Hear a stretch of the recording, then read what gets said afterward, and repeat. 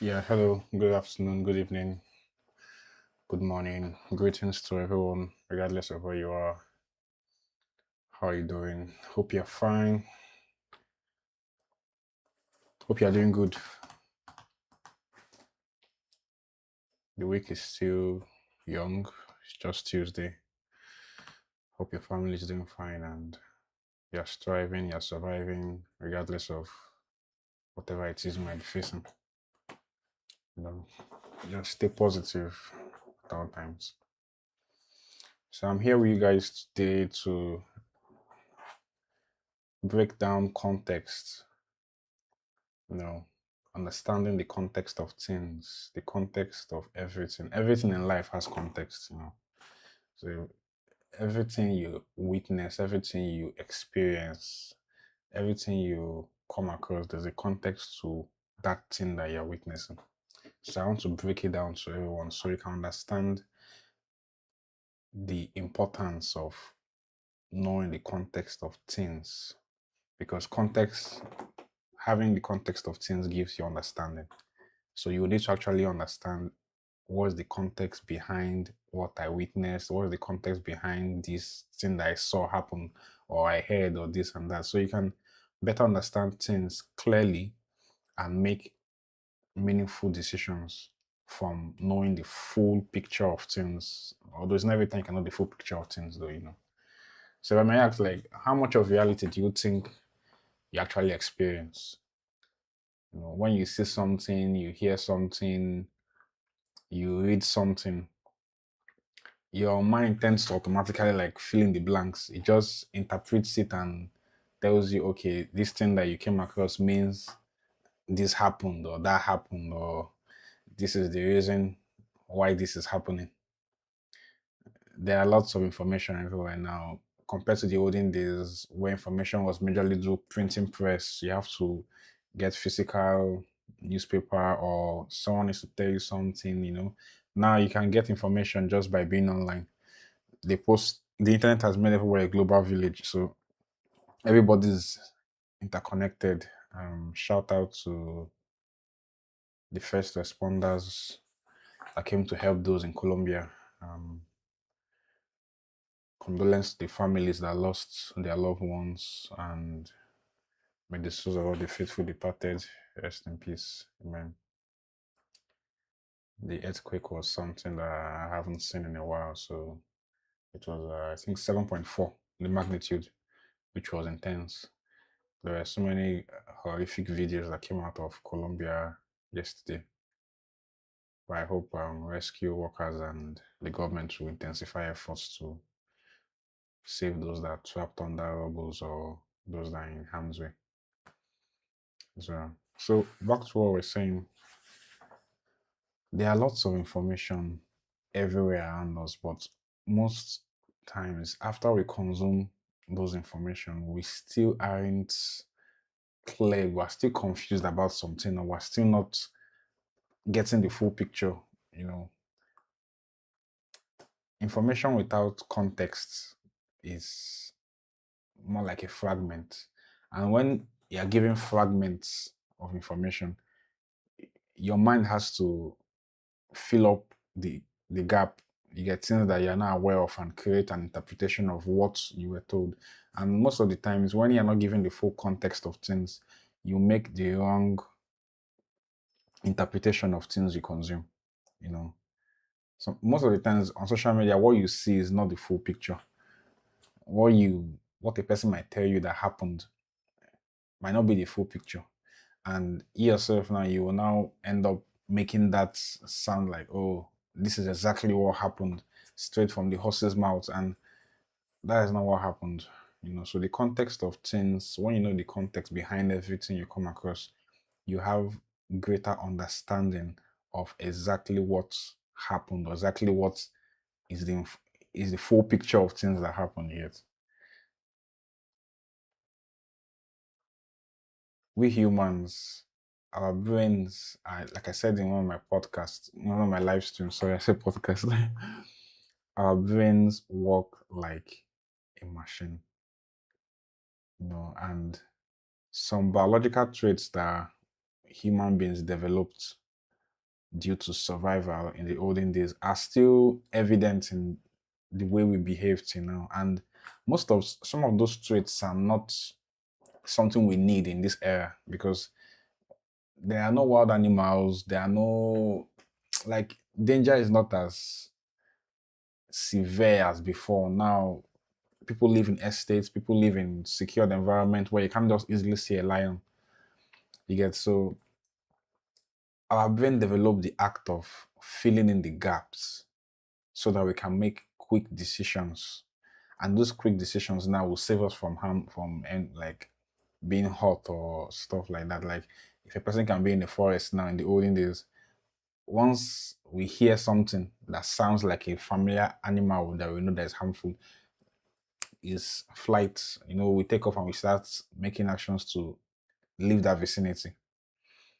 We don't even have time to investigate what if that thing is truly what we think we are hearing. Because back then, there's nothing like all these weapons that we have now. It's just spares and minor miniature defense stuff that human beings were able to construct. But now, when you hear something or when you are told something, there's no point of you acting upon it immediately without actually checking if you are being told the full picture of what happened. So you don't be a propagator of false information or you don't start acting based on the wrong interpretation of what you were told or what you witnessed.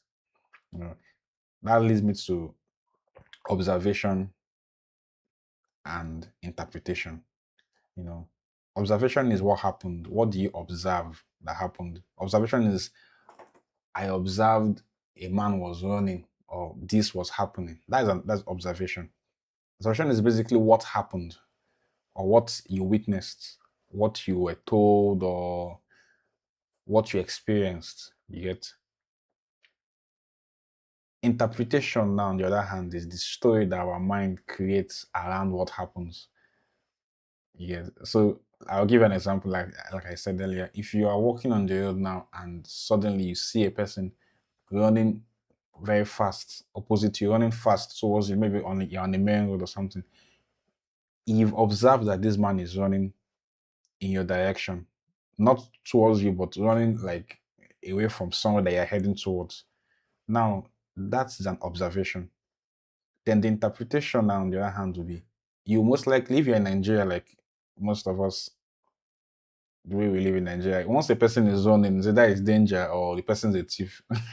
That's what we interpret it to mean.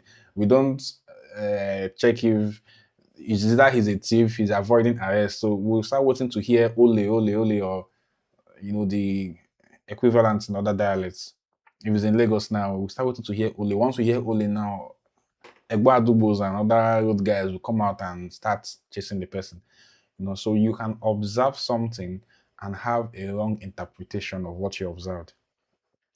So like on that example again is if you're at a restaurant, let's say you went to like eat at a restaurant and the waiter just walks past you.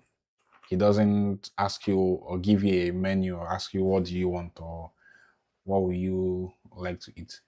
And two people witness that incident happen. You've observed that the waiter didn't speak to you. He just, did his thing and passed you by. You might interpret it as this waiter is rude or he's not well mannered. He doesn't know how to treat a customer, this and that. And another person might interpret it as, it seems like he's in a haste. For him to not even interact with a customer, that means maybe there's something more serious that he needs to go and settle or he needs to attend to something that is more important. But you've already interpreted it as he's rude to you or he's not a good worker at the restaurant. So the observation and the interpretation are two different things. What we observe and what we interpret our observation as are not, most times they are wrong. They are not synchronizing. We observe something, but we give a different interpretation most of the time. And that's because our brain likes to fill in the gap. We don't like to leave room for unknowns because our brain prefers quick decision rather than accurate decision.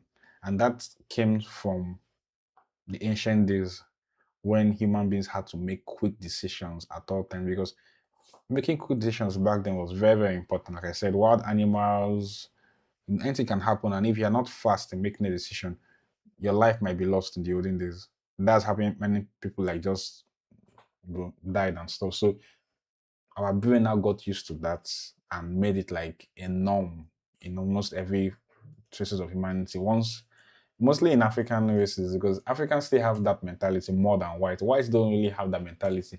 Whites now like to investigate. That's why if you look at some movies that they act, let's say they hear a strange sound in the forest and everywhere is dark, a white person wants to investigate to know what's that thing that is making that sound. But if it's a black person that they're acting like they're portraying a movie, the black person tends to, once he hears something that is strange, he just takes off and leaves the environment. But a white person will want to investigate. And that investigative nature is what is making the whites to innovate more.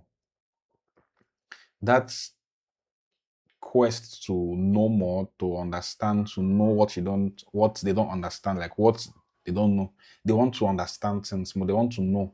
But blacks have this tendency to just, once it's not familiar, we take off. We take off and we don't even care to know what is happening, or you just interpret it as danger and we take off. And that is the ancient trait that is still evident in us. Some whites still have it. Most whites are like this also too, but if you're looking at the percentage, I would say it's more in blacks than in whites, you know.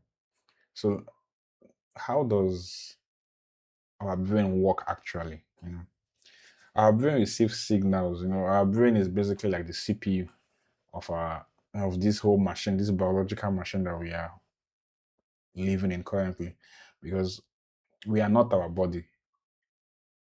We are our essence. Our essence is our soul. It's not a physical stuff. Our soul is not a three-dimensional matter. Yes, our soul is not a three-dimensional matter. Our soul is I think it's on 4 or 5 dimensional matter, so because when this body it gets feeble and weak and deteriorates, and the heart stops beating, the brain shuts down, a part of us still transcends. You know, we don't end here because we are not from here, so we cannot end here. I don't know if you get it. It's just the body that is from here. But the essence inside those, our consciousness is not from this world. So the way our brain works now is that our brain receives signals from our sense organs, our eyes, our ears, our mouth, our tongue to taste, our skin to feel. When it receives these signals, it automatically fills in whatever it is that it doesn't know, just to give a quick response or a quick decision. So two people now can witness one thing, and based on how their internal context are, because your internal context, everybody has internal context already. Internal context now is like your mood, your experience, what has happened to you before in the past, you know, what you're expecting. People are expecting different things. A person, like I said, if two guys are working on the see a man running, one can be expecting that this man is a thief. Another one can be expecting that I think this man forgot something and is in a haste to get something. So people already have different internal context. First of all, it's not like everybody is on the same wavelength. No, people already have different moods. Some people are happy by default, some people are sad by default. So the way a sad person will interpret something is not the same way a happy person will interpret the same thing. Yes. Your past also affects your internal context. Things that you've been through, things you've experienced, kind of experiences you've had can determine how you interpret things differently from another person that has not experienced those things that you've experienced. So a man that is hungry now, there's no way you tell me that a hungry man would have time to to understand that this person is not trying to piss me off. A person that is hungry is angry, and an angry person is irrational. He doesn't think straight compared to a person that is in a calm state. He thinks rationally. Yet a person that is stressed, if you're stressed now, the way you interpret things is different from the way a person that is calm will interpret things. So everybody has internal context, and the internal context is what now does is is the first determinant of how you interpret things. So before you judge something, you need to ask yourself, what state am I in right now? Am I in a calm state? Because a person can send you a message when you're in a calm state and it will look pleasing to you. And when you're in a sad state or a stressed state of being, that same message now might have a different interpretation to you, and it can piss you off and make you super angry and get stuff like that. So your internal context, first of all, is what you should look at before you judge. Are you in the right frame of mind to even judge something? Are you in the right frame of mind to interpret something carefully? Because it's not every time that you are in the right frame of mind to actually judge something. Sometimes you need to put yourself in the right frame of mind first before you now try and judge things that you observe, or try and interpret what you observe, because you'll most likely make a wrong interpretation of an observation if entire context is not in the right state of being. If you're not in the right frame of mind, if you're not level-headed, you will most likely interpret things wrongly. Yeah, so our brain tends to fill in the gap. It's something that, like I said earlier, based on the way we were made to survive. Because if our ancestors were not always quick in making decisions, most of them will have been dead by now.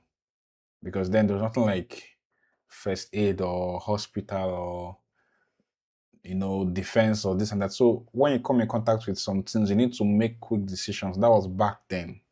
But that trait is still existent in human beings up to now. Like human beings still practice that aspect of quick decision making without checking if you're making the right decision. And that is dangerous. That is wrong. It's not how we should be thinking in this age and time, because the things that were in play then are not in play now. So life is easier. I would say life is easier now. So you shouldn't make some things hastily without thinking properly. So like I said, our brain learn to interpret incomplete information quickly. It's something that humans from thousands of years back have learned as a way to survive, as a way to survive things you don't know, because back then what they didn't know could easily kill them, but now what one doesn't know cannot easily harm you, because the playing ground is different now. Things are different from the way it were back then, from the way it was back then, yes. So now, in this day and age now, if someone's in a relationship, let me give an example of someone in a relationship now. If the person's boyfriend now does not respond to a message from his girlfriend on time, the girlfriend tends, not as the girlfriend, I'm not saying, even if it's like it can be vice versa, but the other partner tends to fill in the gap as, okay, he's not responding to me because he's losing interest, or his interest is somewhere else, or this and he might be busy with work. He might be busy with one thing or the other. He might be busy with life. Like work might have been stressful, so he's not with his phone. So filling in the gap most times, making assumptions of things that you're not sure of, can create more problems or can worsen situations more. It's best to know the full context of things before you now judge or you now conclude. And it's not every time you have the full context of things, because some things you can't have the full context of things all the time. But most of the time, if it's something that you can check, you can slow down to check and observe, yes, it's best to have the full context of things before you now judge something. Yet the fact that you didn't get a response is an observation. You sent an SMS or you called someone, the person didn't pick your call and the person didn't ring your phone back. That's an observation. Then the interpretation now of that observation is where people get it wrong most of the time, because people interpret things maybe based on their past experience, based on how things have happened before, maybe with the partner or with other partners. or based on their mood. Like I said, your internal context, first of all, those kind of things. So when anything happens, you should ask yourself two questions. What do I know? What do I know is what did you observe? What you know is what you observed. So what do you know as at now? And what you know as at now is what you've observed. Then what am I assuming? What you're assuming now is what you're interpreting what you observe to mean. So these two things need to be accurate for you to have the full context. If you're assuming the wrong thing, then you're making a wrong judgment of what you observed. And if what you observed, you don't like, if you're not in the right frame of mind to interpret it well, you end up making the wrong assumption. So it's just something that you need to be cautious of. It's not like you can do it 100% all the time, but when you're cautious of the fact that you shouldn't be in a haste to make judgments, you end up, not being in a haste to make judgments when you can. Because it's not every time that you have a lot of time to think. You need to have, you know, quick responses, adrenaline, like reflexes or quick thinking, that sometimes that you have like a few seconds to react to something. And yes, that is understood. That can be a fight or flight situation. But in instances whereby you can actually have a few seconds to think before you now talk, you're meant to recheck everything and know exactly what you observed and have the right interpretation of what you observed. You get? So on that point again is the way humans work is feelings and reality. Our feelings, like I said, your internal context is the mood you are in most of the time. So your feelings are real, yes, but your feelings are evidence of your internal state. But your feelings are not automatic proof of an external reality. Yes, if someone walks past you without greeting you, if you're an elderly person in the southwest, let's say an auntie or an uncle or a married man or something, and a child like maybe like 15, 16 walks past you without greeting you, you might feel like, this guy is actually not well brought up, or this lady is not well brought up, this girl is not well brought up, this and that. You're already interpreting that action as he or she is not well brought up. But do you know what feeling that person, what internal state that person was in? Yes, I know culture makes it like even if you're happy, you're angry, you must babale, you must greet, but you need to sometimes think out of the box, because if a person is not in the right state of being, if a person is mourning their dad or mourning maybe he failed a course or lost something valuable to him or her, how do you expect that person now to be conscious of who is around him to ensure he greets everybody? Like at that point in time, his internal state now is in a different state entirely from what is meant to be normally for him to obey that law, which is you must greet your elder or you must greet someone that's senior to you. So you don't just judge people based on you assuming that they are always in a balanced state. Many people go through different things and handle things differently. It's not everybody that handles pain the same way. It's not everybody that handles rejection the same way. It's not everybody that handles loss the same way. So you don't expect everybody to give the same response when they're experiencing different things internally. Yet your partner now might not call back on time and you've already seen it as this guy doesn't love me, this guy is not serious. Yeah, they may be going through a difficult day, they might be dealing with something, or they might be avoiding you. It's just you can't know exactly why they're doing what they're doing at that point until you ask questions. And knowing the context of what happened or what is happening does not mean you shouldn't judge the person. Knowing the context is for you to understand fully so you can judge properly. You get? Then if you have to look at how you are now, if you're angry now, you feeling angry means something is troubling you or something matters to you. You know, anger will tell you that something matters. If you're feeling angry, whatever it is that you're angry over matters to you.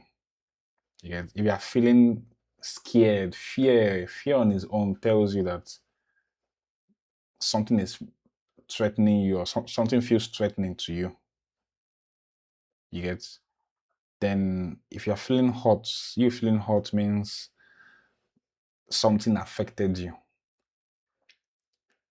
You get? So your emotions show impacts. They show the impact of something on you. You get? They don't automatically explain the causation. They don't explain what caused that thing, but they just show you the impact of an external or internal whatever on you, So your feelings are valid, but your feelings don't explain external things. They're not proof of the external reality around you. They're proof of your internal context, your internal state, you know. That is for that. Then when something happens, there are always two parts of things: the intention and the impact. The intention is the reason why someone did something, and the impact is the benefits or the repercussion of what that person did on that person or on whoever it is that he did it to. So when someone says something and it offends you now, there are two things that have happened. It needs the intention as to why they said what they said and the impact of what they said. But when people are interacting, like people in a relationship now, a boyfriend might say something to his girlfriend that will get the girlfriend upset. And the girlfriend will just highlight the impact. You get? Or the boyfriend will highlight the intention and leave the impact. And when you don't put both in consideration, you guys just keep on going at loggerheads. Some will argue here, argue there. Like I say, you guys are going. People are not listening to each other, but people are talking to each other, and like he's not getting my point. You say she's not getting my point.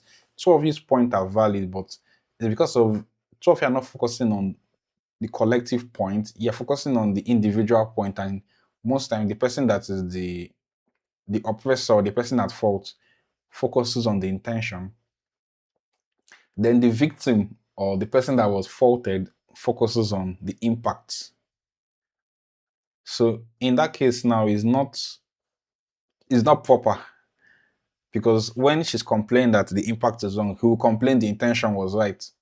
Or when she's complaining the intention was right, he will complain the impact was wrong. So it's just like you're not listening to each other, but people are talking to each other. So in that kind of situation now, what you need to do is you need to find a way to communicate in ways that would affirm, or you ask what is the intention of what you did, and let the person know what that person did had so and so impact on you that made you feel uncomfortable or made you feel hot or made you feel this and that. If you focus on just the intention and the other person focuses on the impact, everything will keep on going sour. So both of you need to focus on the collective action and interpretation. In relationships, that what leads to arguments, and arguments that will keep on going on and on and on and on. Because if, for example, now a man says something hurtful to his wife in the sense of trying to correct her, if the wife says, Mr. This or my man or whatever, and why did you say such thing to me? He will not tell you the intention. I said this because this clothes you're wearing was too skimpy, and I've told you before this and that. You're not listening that, oh, this thing you said actually hurt me, and I don't like the way it sounded to me. okay, yes, I know your intention was to correct me, but please, I don't like the way it sounded to me. When you affirm his intention and at the same time you now bring forth the impact, the person that said that thing now would easily see sense in what you're saying and will easily realize that, oh, this thing hurts my partner. And then from there, he will apologize and you guys will now find a way to, you know, understand that, okay, this mode of communication is not appealing to my partner. Then the way he will speak to you next time might now be more better. And if he makes the same mistake again, you can now point it out to him again. And if someone is making the same mistake on and on, that means the person is not listening to you now. You're correcting the person making the same mistake. I mean, that's the person's way of life. So if you cannot cope with it, that's when you now evacuate the ship. But most times you need to understand the person's intention or bring it to the person's notice that, oh, what was your intention of saying what you said this way? Then the person will explain, then you not let the person know how you felt. And that way now you've poured out your mind on how you feel and you've understood his intention for saying what he said. You get?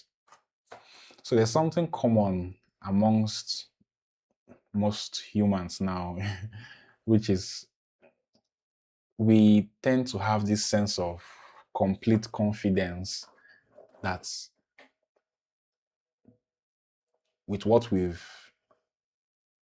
experienced or observed, we have the full picture of everything that happened, which is wrong. It's wrong because most of the time we just judge people from short, maybe few seconds clip, or you watch a video of an event that was uploaded and maybe the video was a 2 hours video or maybe a podcast and a person said something, they just pick a 15 seconds clip from the 2 hours video, then you yourself now you will not judge that person's entire session based on that 15 seconds clip and create a conclusion based on that. But that is very wrong because you don't have the full picture with you. You've not seen exactly all that happened. So it's something that you need to not be in a haste to do. When someone brings something to you or when you come across something, you're meant to try and get the full context of what happened, get what happened before that video was made and after that video was made, what was said. The problem is that the problem is not observing someone. The problem is believing that you know the full story from a fragment. It's not good to judge based on a part of a full picture. You're meant to see the full picture. If for you to judge properly, you're meant to see the full picture. Although you can say that for some utterances to be made, that means a person thinks in some certain way, because even if the video is a 4 hours video and the person said something that is destructive or something negative that shouldn't be said, there's no point waiting to see the full picture in that case, because that person now has said some things that normally nobody in his right senses would say. Something that encourages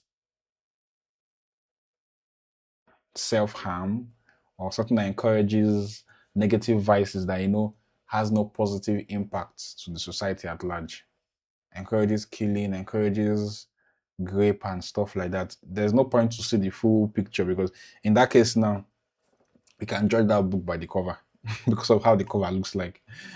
I'm not saying literally judge people based on the few things you see, but basically there are some lines that if somebody can cross that line, there's something definitely wrong somewhere. Like there was a man that was arrested for trying to stab someone. Was it in what country was that? Is it Bangladesh? It was in South Asia, I think. That was today.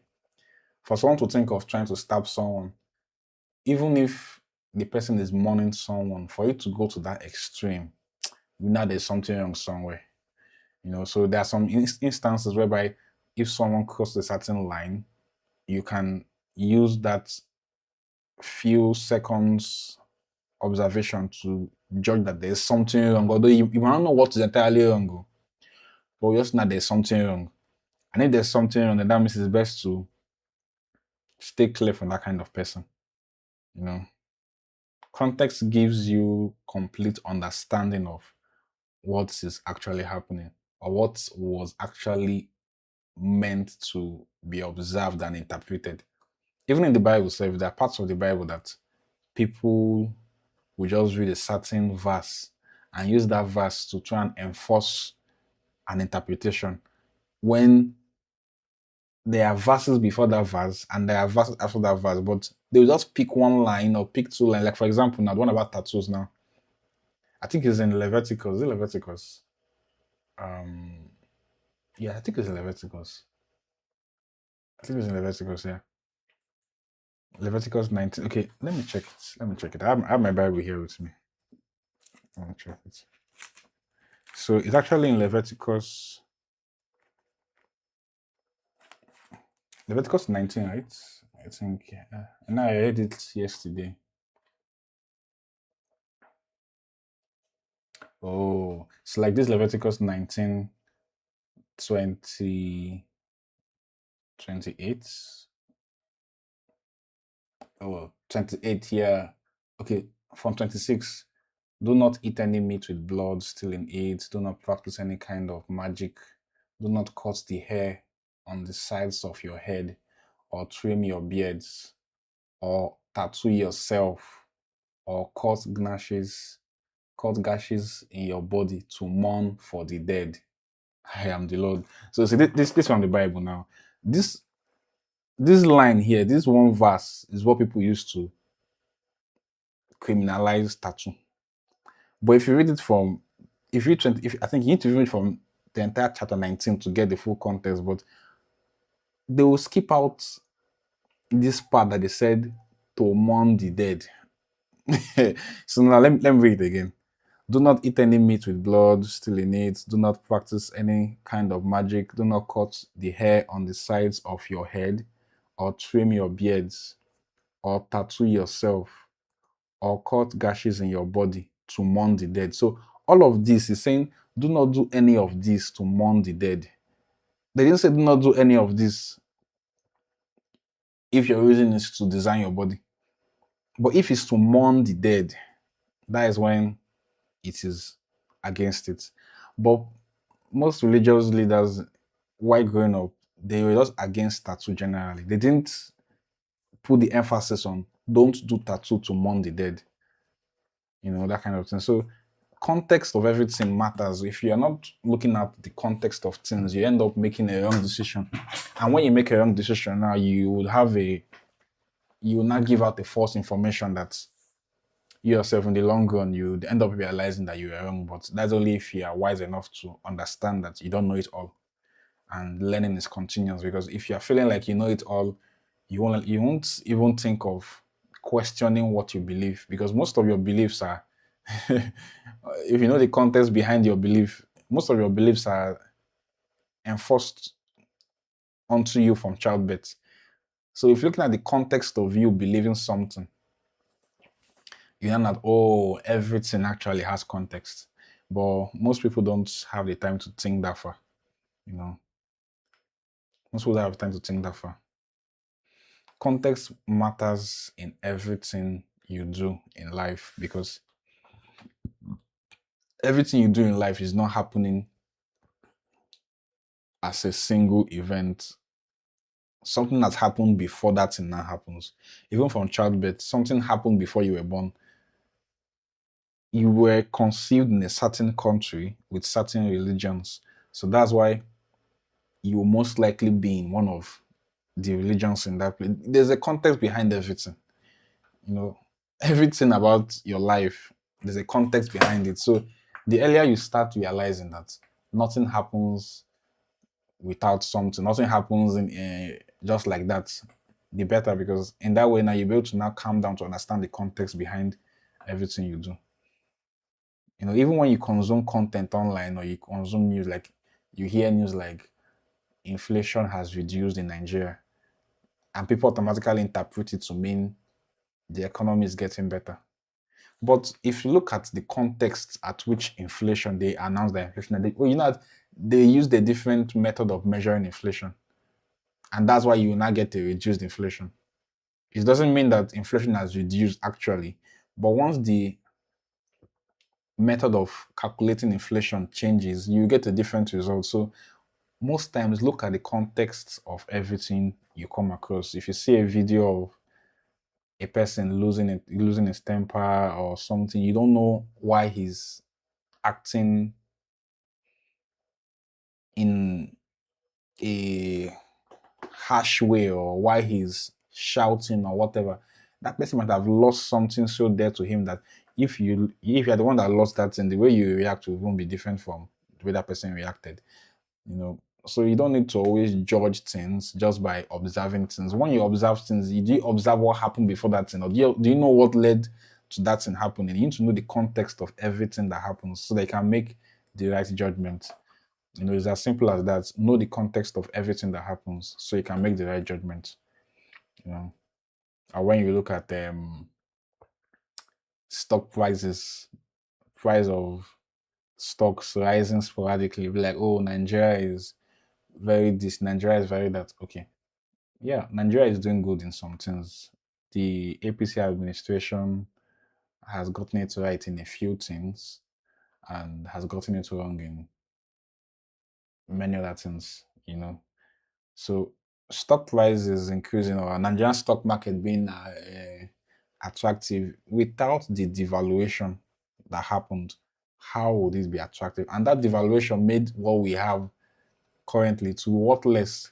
So there's still a price to be paid for what they're celebrating. It's not like it just became perfect overnight. No, there's still a price to be paid for that. If a person like posts, maybe some people show their true color, you don't really know what happened, but you start saying it as maybe somebody has broken their heart, or you start cooking a narrative in your mind that this might have happened, or this might have this, that, and without you knowing the reason why the person posted that thing, in the context, you don't know it. So you need to calm down. You need to calm down when you encounter things. Calm down. Don't be in a haste to judge. And I feel like if we can ask ourselves these questions, there's some questions that I would speak on.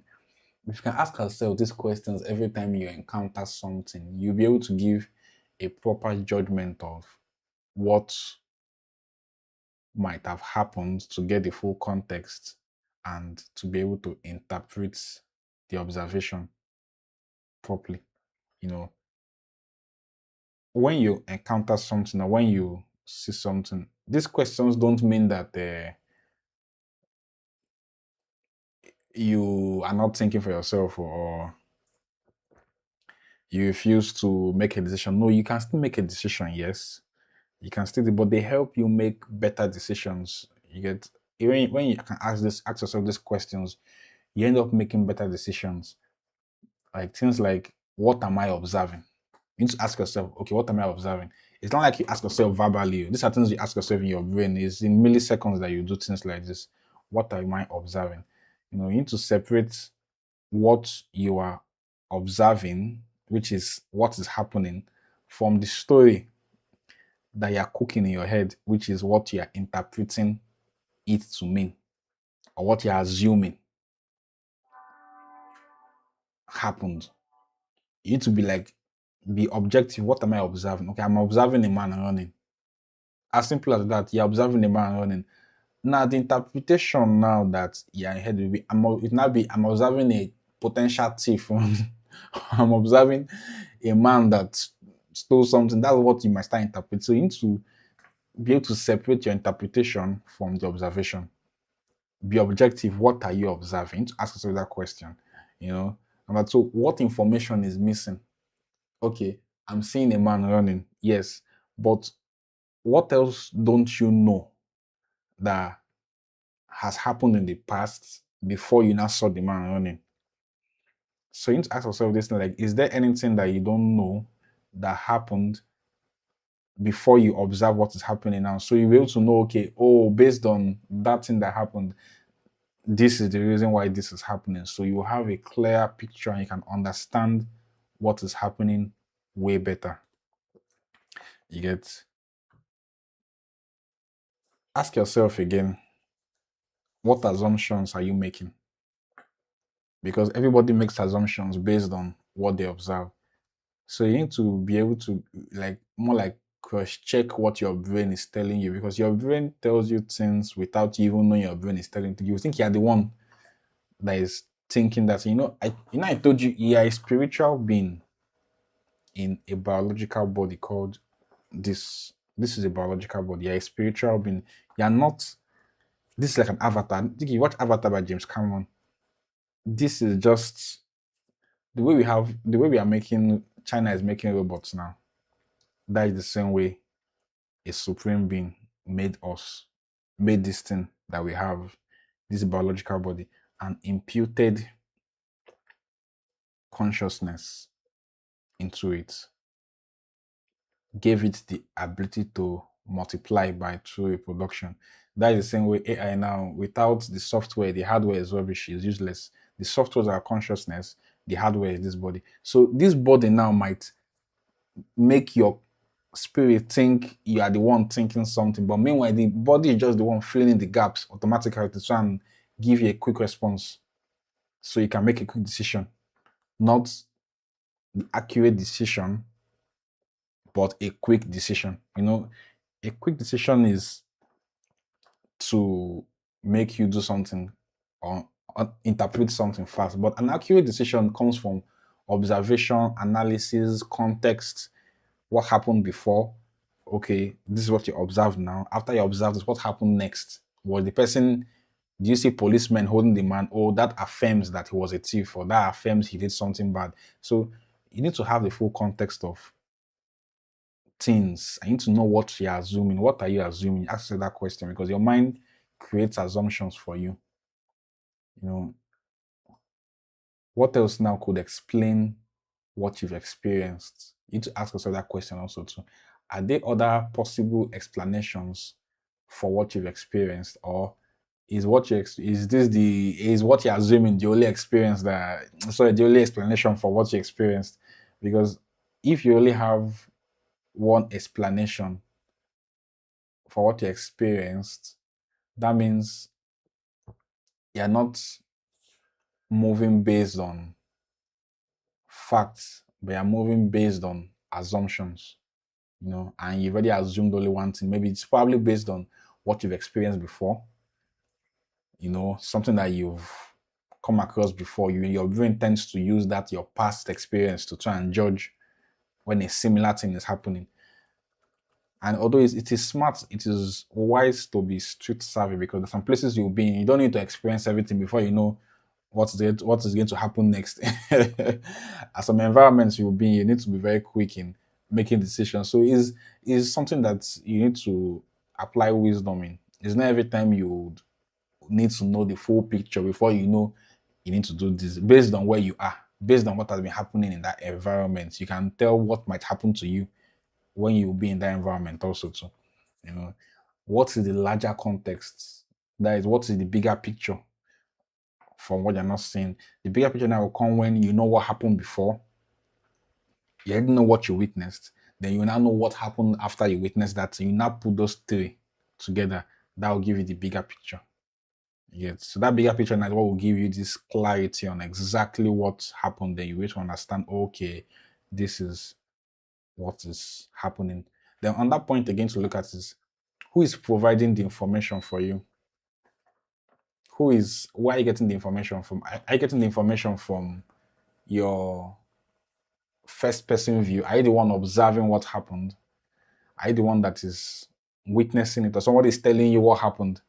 Somebody is pointing out to you that, oh, I heard, I was told, I this, I that. If someone is the one telling you something, that means that information now is not a first-hand information. That information is from another person, and that person that's telling you that thing, that might be telling you that thing based on what he's interpreting, and his interpretation now might be wrong. So you don't need to, excuse me, you don't need to conclude based on things that you are not the one that is the source. When you're not the source of an information, that information that you're getting might not be the full context. You need to now ask and get the full context for you to understand exactly what has happened that you've observed. and how to interpret what you've observed, then what will change my mind? You need to ask yourself, can any other thing change my mind or change my interpretation of what happened? Because there's one thing that you should be aware of. If nothing can change your mind on what you interpret, that means you are affirming something. You are affirming something that you've already interpreted. But if something can change your mind, that means you are open to getting more context of what happens to actually understand exactly what is happening, or to have a clearer picture of what exactly is happening. Okay, so you shouldn't be too firm on things you observe, because what you're observing is just what is happening now. The context of what happened before is not available to you. The context of what happened after you observe that thing is also not available to you. So you shouldn't be too firm on this is exactly what happened. That's why when you hear cases like a man was accused of raping someone, or a person was said to have stolen something, you cannot come back later on and say that, oh, he didn't do that thing, or he was falsely accused. But if you already have a very firm stance, or this person did this thing, this person did that thing, when your stance is too firm, you won't even be able to realize that you made a wrong interpretation of what happened, and you start saying it as that's exactly what happened, and that will not be your final interpretation of what you observed. And you shouldn't be too firm on things that you are not too sure of, only if you have the full picture. You know, context. I've been saying context since get the context of what happened, get the context of why they did what they did, what was their internal state, this and that. But if I'm to be frank with you, knowing the right context doesn't mean you shouldn't judge people for what they do. When someone chooses to do something, even if the internal state is sadness or happiness or whatever, they chose to do something. And if that thing they did puts you in harm's way, harms you, or harms society at large, get the context of why they did what they did, and you still have to judge them. It doesn't mean that, oh, because of you understand that that how they will say mental disorder in America, a man will carry a gun and kill 100 people. They will say he's mentally ill. If you're mentally ill, that is okay. I understand you're mentally ill. That's why, but you still have to pay for what you did. People should still be. There should be repercussions for every action that someone makes. So far as it's harming someone, hurting someone, or the community at large, you can't just let the person go scot-free because you feel I understand the context of, okay, yeah, I'm dating a girl now. The girl chooses to cheat on me with her ex-boyfriend, and I find out. Even if I find out, I won't even ask. But let's assume I find out, and I ask her, why did you do this? And she tells me it's because she has a history of fear of this, or the man had this on her, or this happened, or she was ovulating and she couldn't control herself. And it doesn't mean that because I've heard what you said, I shouldn't judge you for what you did, because you chose to do that thing by yourself. You were not forced to do it. So I can't just say because of I understand the context of what you did, I shouldn't judge you. You still need to judge people, but having the full context gives you clarity in making a better judgment. It makes you to judge properly because you now have the full picture. So you can judge properly. And instead of judging from a one-sided view, whereby what you're judging is just based on what you observe now, you don't know what made them to do what they did. And in that case, now you're not getting the full context. But when you have the full context of things, judge people for what they do, but get the full context first so you can judge properly. You know, people have to take accountability for what they do. It doesn't mean that because someone does something and they've explained to you what led them to doing what they did, they shouldn't be accountable for what they did. No, they have to be accountable for what they did. Every human being should be accountable. Even God held Satan accountable for what he did. That's why, according to the Christian mythology, Satan is not in heaven with God, because like he's not part of the angel and everything now, because what he's being held accountable. So if God that owns the universe can hold things he created accountable, why can't you hold somebody accountable? You have to hold the person accountable, but you need to know the full context of why did they do what they did before you now judge them. Yet knowing the why does not erase the repercussion of what they did do. It just gives you better clarity on knowing, okay, this is this. And if, for example, now you're dating a girl, she doesn't clean up the kitchen after you guys eat and you don't like it, and you complain to her the first time, and she says, "Oh, I'm sorry, I was in a haste to attend to an interview. I was in a haste to do this." Now you know the context of why she did what she did. Good and fine. It's something that you can excuse and understand that, okay, it was more or less like an impromptu stuff. But if someone does something repeatedly, you know that, oh, this is a pattern, or this is something that is a habit already. So even if you know the context, there's no way you now say, okay, because I know this is a habit she's trying to get rid of. Therefore, I will stay there to entertain the whole shenanigans and endure the whole thing. No, that is not wisdom. That is not wisdom. You don't have to wait till something happens to you multiple times before you realize that, okay, this is not for me. If somebody is doing something to you that is not for you, or that does not sit well with you, and you ask for the person's context to know why are they doing what they are doing, once they let you know the reason why they are doing what they are doing, if it doesn't make sense to you and it's not a thing you can tolerate multiple times, then there's no point remaining there. You have to just take your leave and find something else or find someone else to plan your life with, because knowing the context of why somebody did something does not justify what they did. And it doesn't make them like get out of jail free pass like a monopoly. No, you have to be accountable for what you did, but it's best to know the reasons behind and what might happen again. Because when somebody does something and you tolerate it, tolerating things now should have its own limits. Don't tolerate anything that is passing your boundaries. Your boundaries are your boundaries. Your boundaries are meant to be, you see, if that drawing is square, a square is a four sides, equidistance. Your boundary should be like a square. So if someone does something that is out of that square, there's no context you would get that should make you understand. Even if you understand what they did, doesn't mean you should be there. Don't stay there to keep on understanding. Understand what they did and bid them farewell. When someone does something that is passing your boundary, you don't need to use logic to say, okay, I understand this is why they did what they did. If they could do what they did, they will end up doing it again. Yet, but having the full context now will make you know, okay, I'll now look out for, okay, for example, you're dating somebody and the girl says she's always acting defensive. When you tell her to do A, she's always defensive. This, you now start asking, I told you to do this.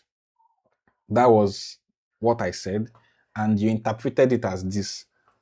Why did you interpret it as this? She'll not let you know, okay, it's based on maybe why growing up, my mom or my dad was this or that. You're like, okay, so this is the reason why she's doing what she's doing. Now you are aware of the full context of why she did what she did. And if that thing that she did is something that is out of your boundaries, there's no point of you remaining there. You let go of that girl and move on with your life because she will do it again. Then you will now try and avoid meeting people that have similar situations. That's why when you meet people, don't meet people in the hope of I'm trying to find someone to settle down with. Meet people because you want to just be friends with them and you want to just be friends with them. Don't have anything you're anticipating or anything you're hoping for. Don't hope for anything when you meet people like that, because once you're hoping for something, you start being, like, I won't use the word desperate, but you start acting from a place of scarcity because you are hoping it ends in something. But when you are not hoping that it ends in anything, you're just living your life the way you're living your life, and you're living a meaningful life, obviously, not a senseless life. You're living a meaningful life, you're being useful to yourself, your family, and your community at large. The person in question now will not say that you're not in a haste, you're not needy. So if that person is misbehaving, the person is automatically like disqualifying themselves from being around you or being in your future plans or being in your current lifestyle, because they are the ones using their hands to disqualify themselves now, not you now trying to qualify them by fire by force, trying to change them. Don't try and change anyone. Even Jesus Christ could not change Peter. See Judas. Jesus Christ could not change Judas. So it's not you that will change somebody. I beg you, don't go, don't do that. Don't do that. Don't try and change anyone. It doesn't end well. It never ends well because human beings are not that. Sis, just don't try and change anyone. So moving on, there's like a limit of context. Context itself has some, I like the word limits. Someone might hear something, or you might never have the full story of what exactly happened. You might never be aware of exactly how something happened or what led to something happening. So it's just what you observed in the now that you might have. You might not know the full thing. So it's best to always say things like, I don't know. I don't have the full picture based on what we know. I need more information. Don't act like you are so sure of everything that happened. I was there. He did this. This happened. This. But meanwhile, you just observe maybe a 10 seconds clip of a two hour long video. And from that 10 seconds clip, now you're trying to interpret it and pass information to that person that this is exactly what happened. So that's why in social media, you start seeing the word allegedly, because even in lawsuit, they feel sue you. If you go talk, say person do one thing, way person no do, they can sue you. So that's why you use the word allegedly most of the time in passing information, because you are not sure of exactly what happened. You only is an allegation. You're only alleging that this happened based on what you observed in the video. That is the same way you need to carry that same mindset to other parts of your life. You shouldn't be so sure of what you don't have the full context of. So you don't put yourself in a position whereby someone can use the law against you and you end up paying a bigger price. Those statements show that you understand, you are aware of the limit of your information that you have. Things like, I know what happened, or this is what happened. When somebody told you something, you're saying, I know what happened. How do you know what happened? You only told what happened. You didn't witness what happened. And that person that told you what happened now is telling you based on what he has observed and what he has interpreted. And their interpretation, most 9 out of 10 times, will not be correct. The interpretation 9 out of 10 times will not be correct because they don't observe the full context. They only observe what happens, and they try to propagate information based on what they observe that happens. And they will most likely tell you based on, people like to spread information. People like spreading information. It will be bad news, negative news spreads faster than positive news. So if someone is telling something negative about somebody or about something, you need to be careful not to go and don't go and give it out there in an affirming way that you are affirming that you are sure of what you are saying, because the court of law will not hear I made a mistake. Court of law will not hear I was not sure, but I said. Once you affirm that you are sure of something and you say something to somebody else based on what somebody told you, you are affirming that you are sure. So you're indirectly claiming whatever will come with it, as you're ready to take responsibility for it. So you need to be careful with how you dissipate information, the kind of wordings you use. If you're not sure of something, and the only way you can be sure of something is by getting the full context. Getting the full context will involve you asking yourself, What have I observed? Am I sure this is how everything started, or did something happen before this? You know, the 7 questions I told you to ask yourself those 7 questions. When you do that 7 questions stuff I ask yourself, told you to ask yourself, you will get a better context of everything that happened. And in that situation now, you can now make a statement that is accurate because you have the full context of what happens. So when you start applying this, when you start understanding the context of things, understanding how to interpret things based on the context, not based on what you're just saying now, but the context of everything, some changes will start becoming evident in your life. One of the changes that will be evident in your life is that you will be less reactive. You will not be quick to react. You will not be quick to, when somebody misbehaves close to you or around you, you will not quickly react. You want to understand, okay, he or she has done this abnormal thing. What will the person do next? Or what was the person's internal state before the person did that thing that the person did? You want to understand things more. You will not be in a haste to react to things. You will pause for a while to respond. You will pause and examine. You see yourself examining things more before you now respond. You will not be in haste to just respond to things, because when you are responding to things quickly, you're not understanding the context of what led to that thing happening. Same thing in marriages, same thing in friendships, same thing in business.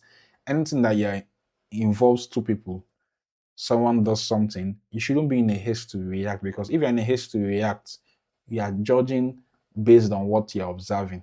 And what you're observing is not the full context. It's not the full context.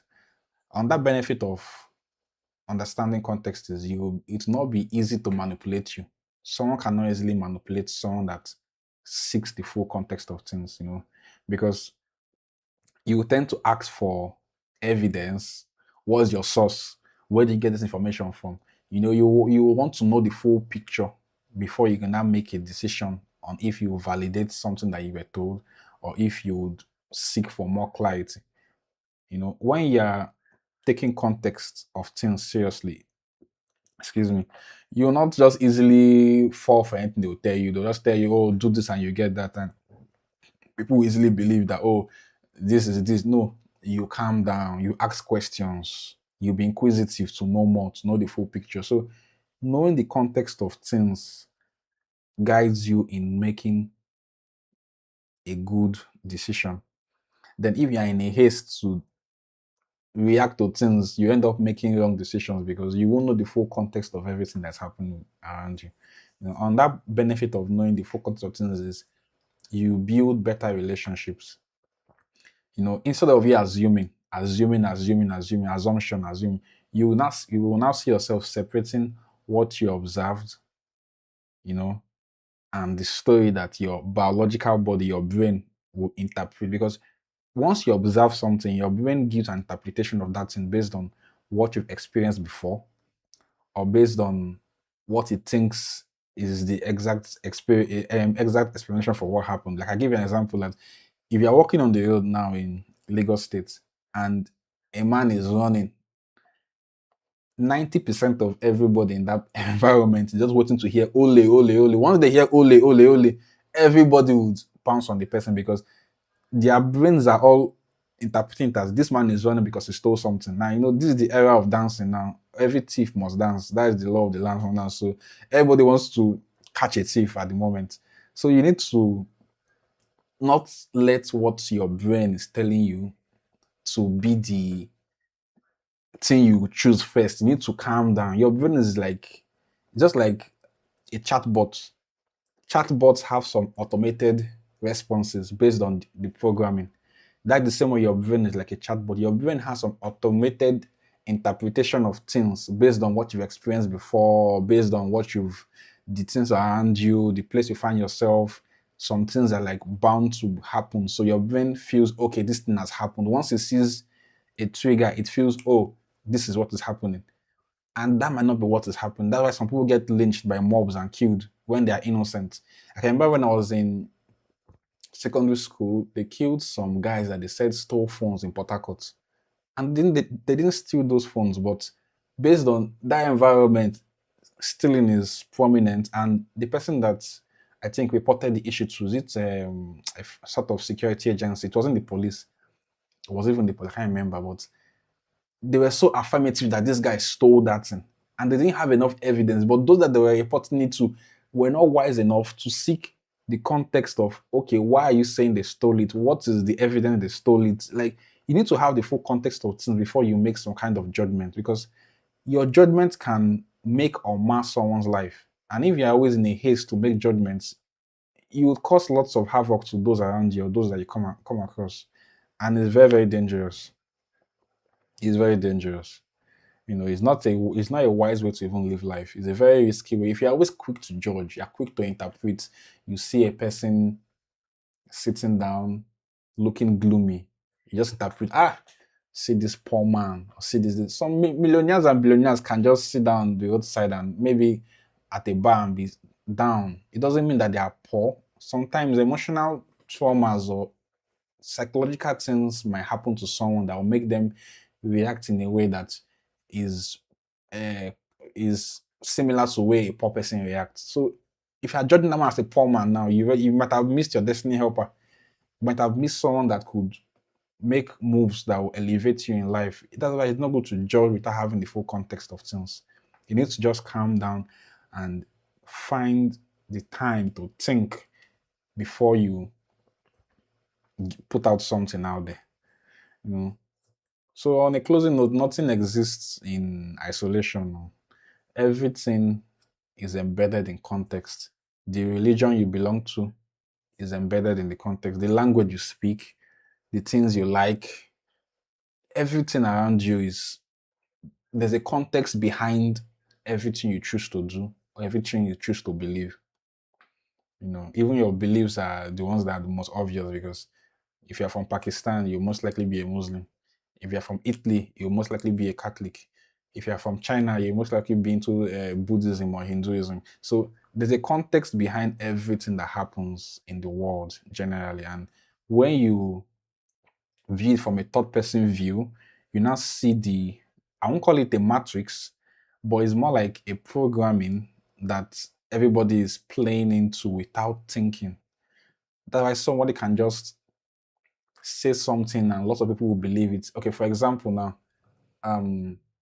P Square is a very popular musical group in Nigeria, and I think the twins have issue, and the elder brother is in the whole mix-up.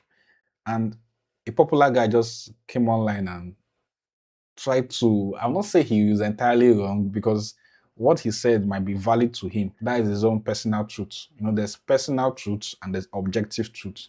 The objective truth in this matter that they were discussing is that this person was cheated, this person was maltreated, the elder brother was to be blamed for that.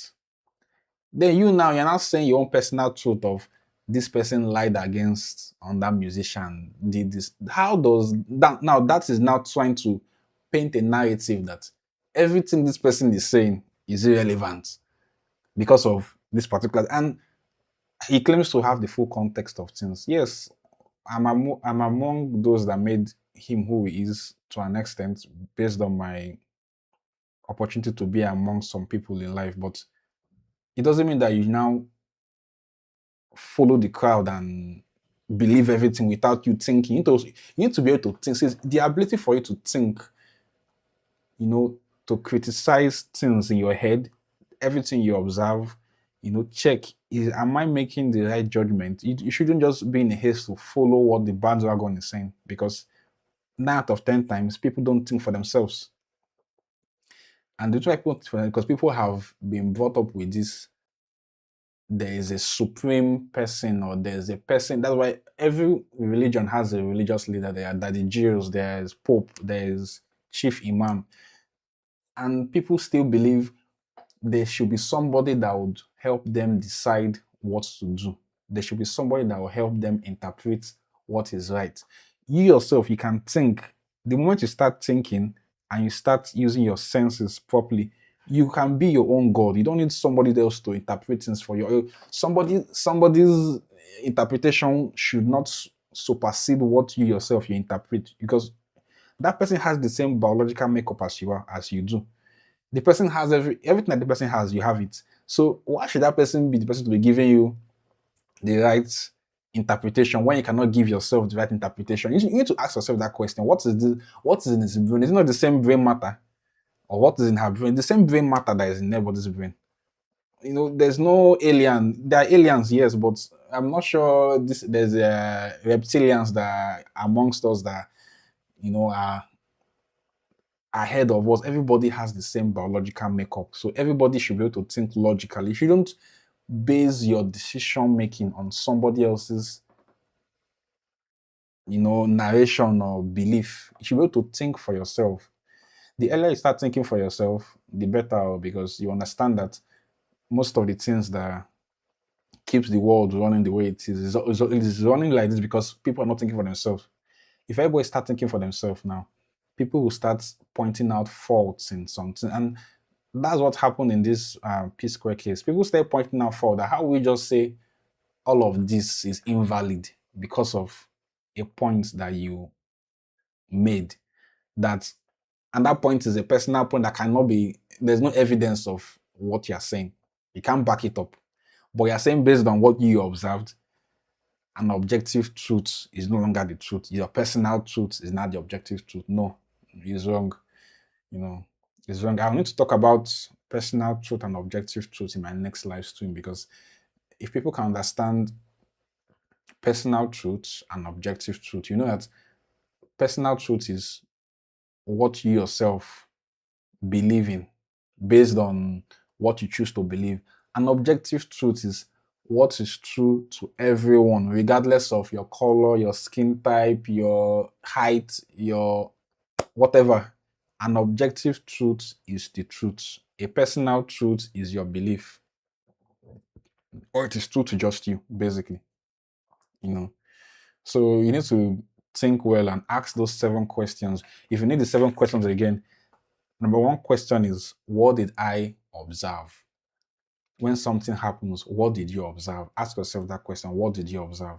Number 2 question is, what information is missing? Do you have the full context of what is what you observed, the entire thing? Do you observe the person from childbirth to adulthood to this? You're saying a person now doing something wrong. You interpret it as it is wrong. Do you know the context behind them choosing to do that? And do you know what led to that? Do you know what internal state of being they've been in for years? So you can't have the full context immediately. That's why you shouldn't judge immediately. You should think, analyze things, ask questions. The 3rd question is, what assumptions are you making? Because like I told you, your brain is a biological machine. It does not like empty hole. It likes to fill in every hole with information. If all you observe is a person, your brain automatically feels it as this person is either a thief. That's if you're in Lagos State too. But if you're in a Western world, Western country, they will interpret it as this person is in a haste to go and do something based on how he's dressed, though. If he's dressed politely, maybe he's on a suit and tie, they'll feel he's late for an interview, or they might say it as he's late for a court hearing.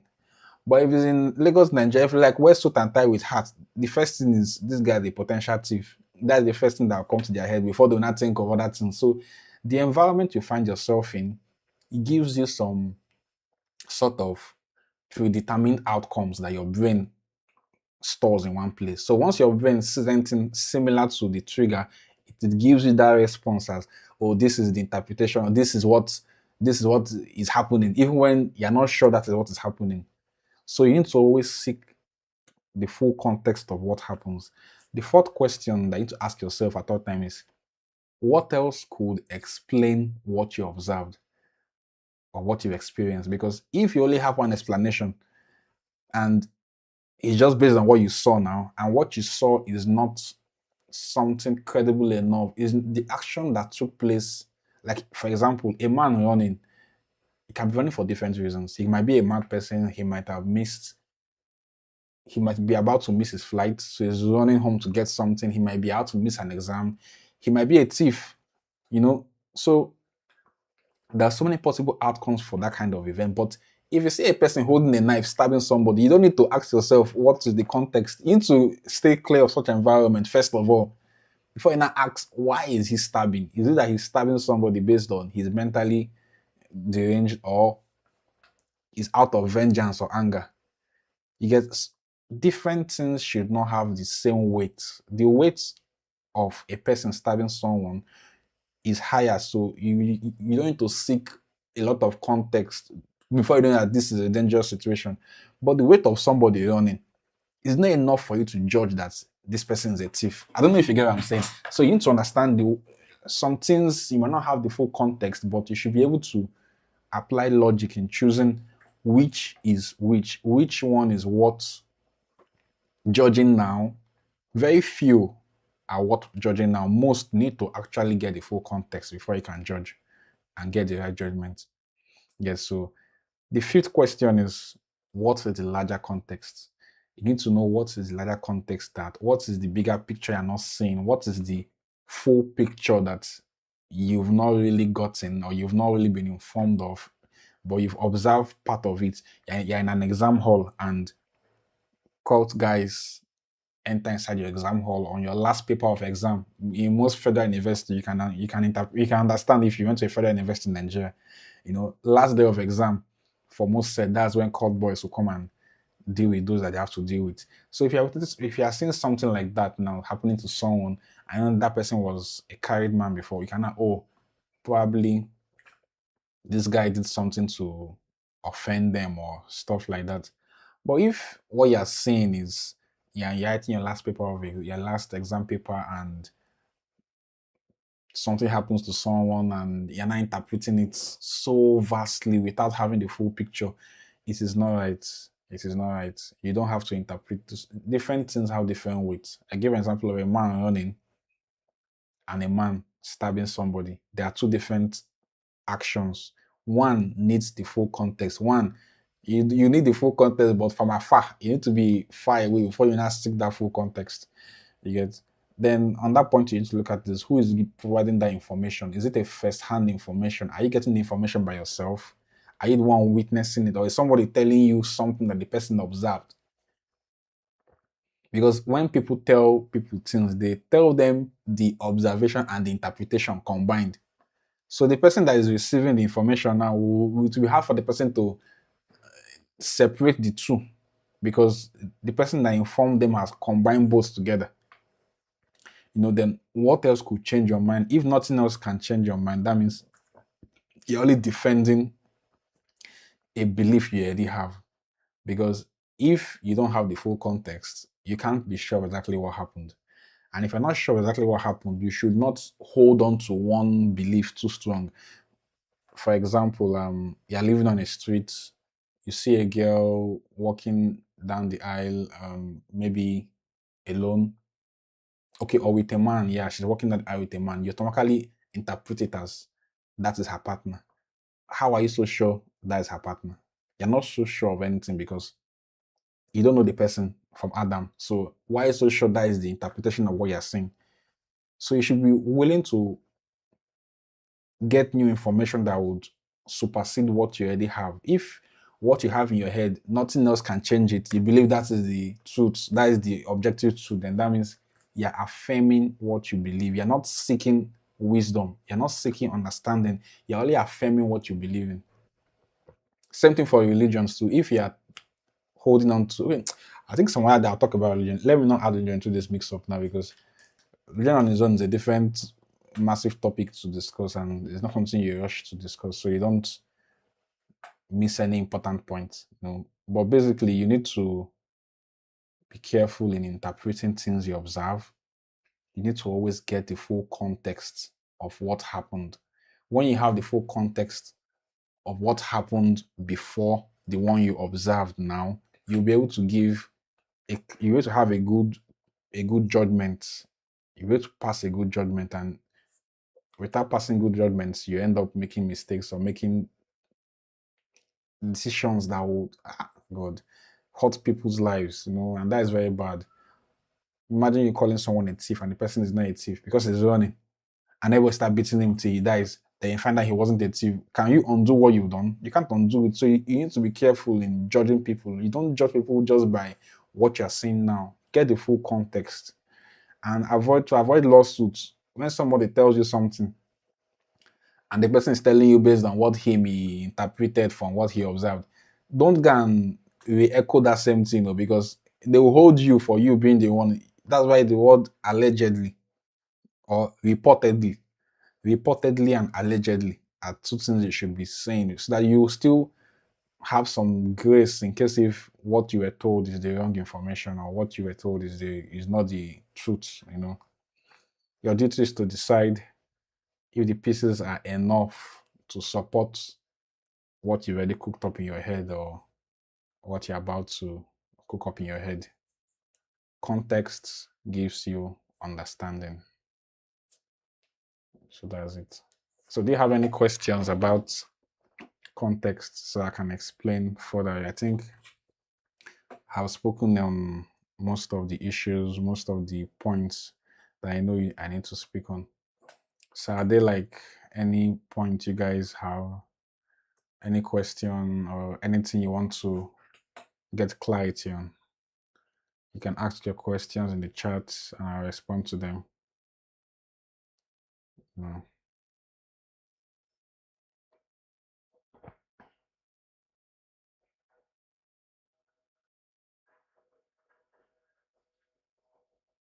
Any questions from you guys? You guys ask your questions so I respond to you guys. I need to go and have dinner soon.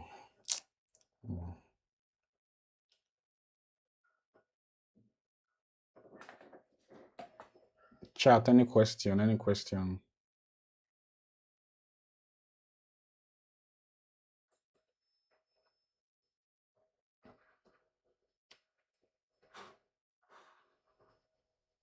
You can drop your questions and I'll respond to them. Is there anything you don't understand about context?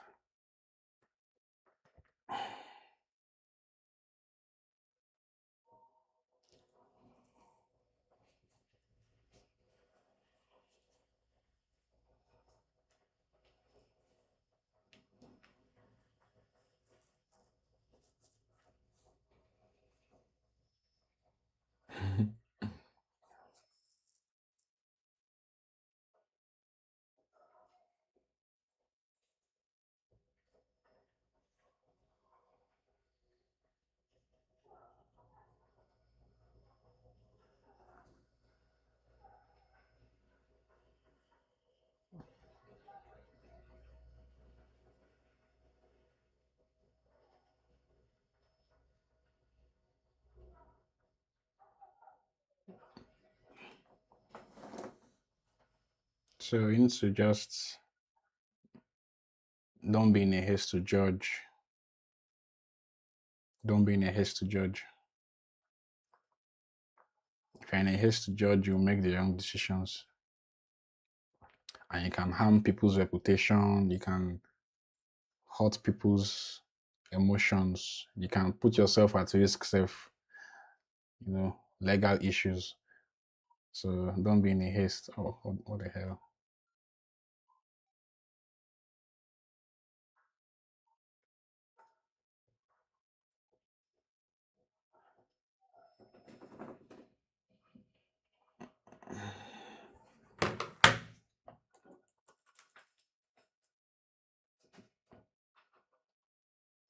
Yeah, I want us to have an interactive session. You guys should ask questions. I'm not sure you guys have any questions.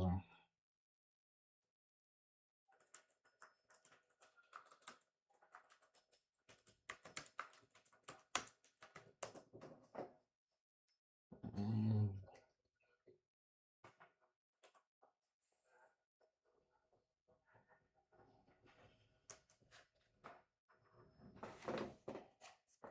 Let me check what I'm looking at, see if it's the same thing.